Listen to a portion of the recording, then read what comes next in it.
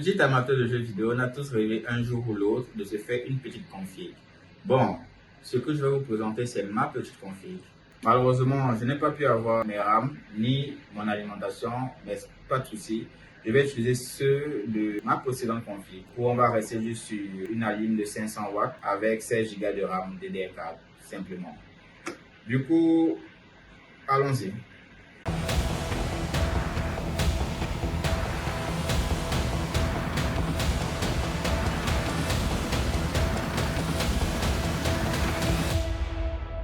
Petit review sur la carte mère.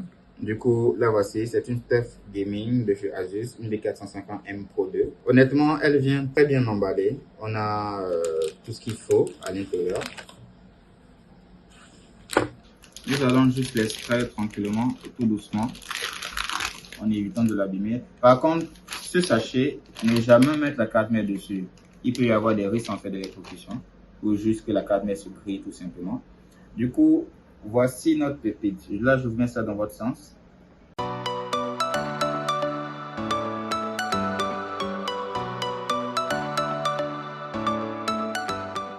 Là, nous avons notre petit processeur qui vient avec sa petite étiquette là. C'est assez sympa, bien emballé, bien truc. Il vient avec son petit ventilade. Sauf que le ventilade, on va le placer plus tard. Et normalement, avec le petit ventilade, il y a déjà la pâte thermique. Du coup, je n'aurai pas besoin d'encore placer une pâte thermique. Donc, voilà. On va y aller. On va placer le processeur sur la carte mère. Et ensuite, on va continuer le reste.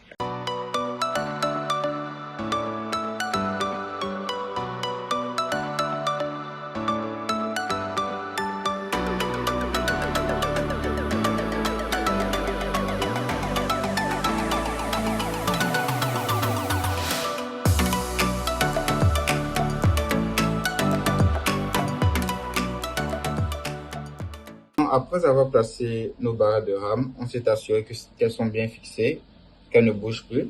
On passe maintenant SSD.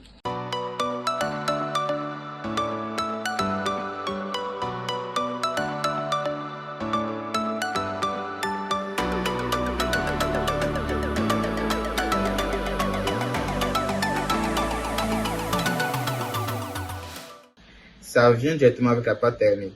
Du coup, je n'aurai pas besoin d'appliquer une autre pâte thermique en fait. Du coup, c'est un peu avantageux, surtout moi qui n'avais pas préparé de pâte thermique. Allez, toi, allez, sors. Voilà. On va dégager tout cet espace pour le placer.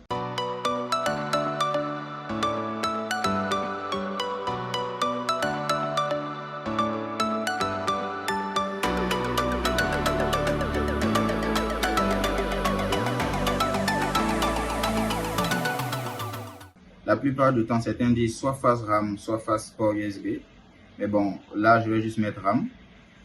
On vérifie que c'est bien placé. 2 et pareil ici.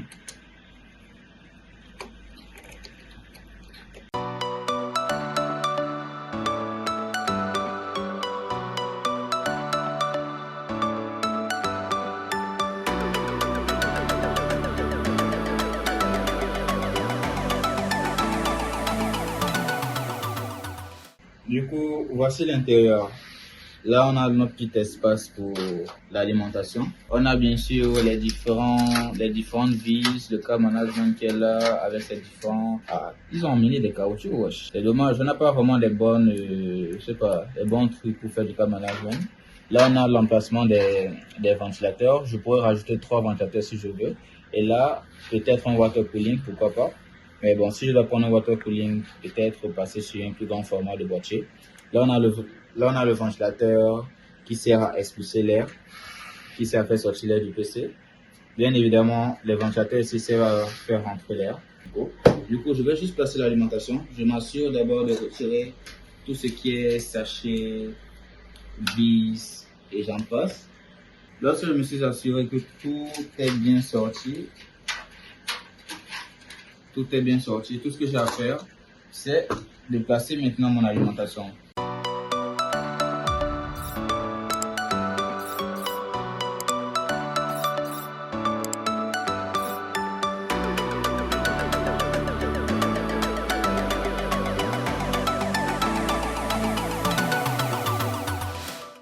essayer de faire passer les câbles les plus importants, sachant que je vais devoir placer la carte mère bientôt. Du coup, le fait déjà passer celle-ci là.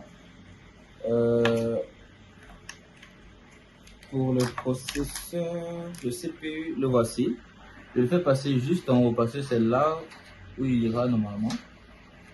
Maintenant, bon, comment ça va se passer pour le câble management?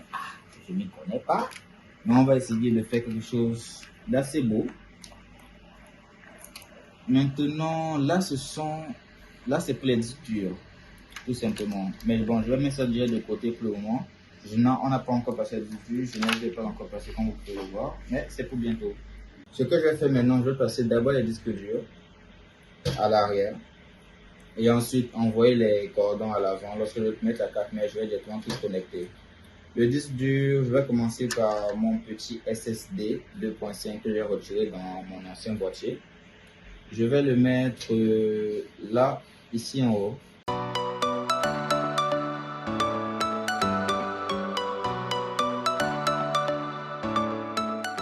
Et le SSD, je l'ai placé, je l'ai fixé. J'ai placé le câble SATA, comme vous le voyez, le câble d'alimentation pour alimenter. Et le HDD 500 Go, je l'ai placé juste ici en bas. Je ne sais pas si on voit. Ok, maintenant il s'agit de placer notre petite carte mère.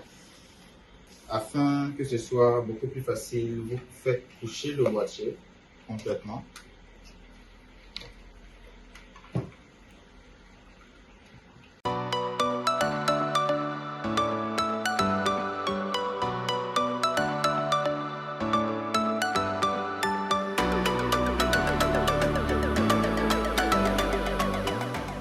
Là, je vais mettre le processeur. Ensuite, je vais faire passer tout ce qui est câble pour l'alimentation.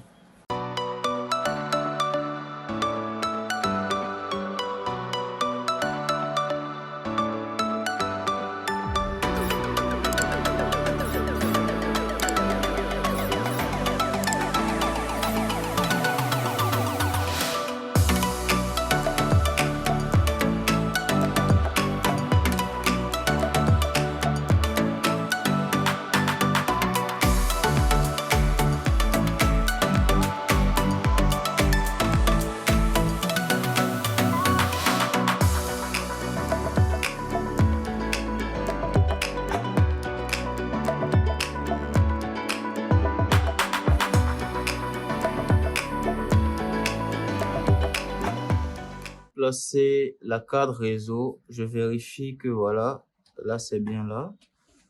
Tout ce que j'ai à faire, c'est de mettre celle-là, d'appuyer légèrement et ça entre même déjà. Ça entre déjà d'office, là c'est fixé. On s'assure que ça entre bien, voilà. Là c'est bien entré.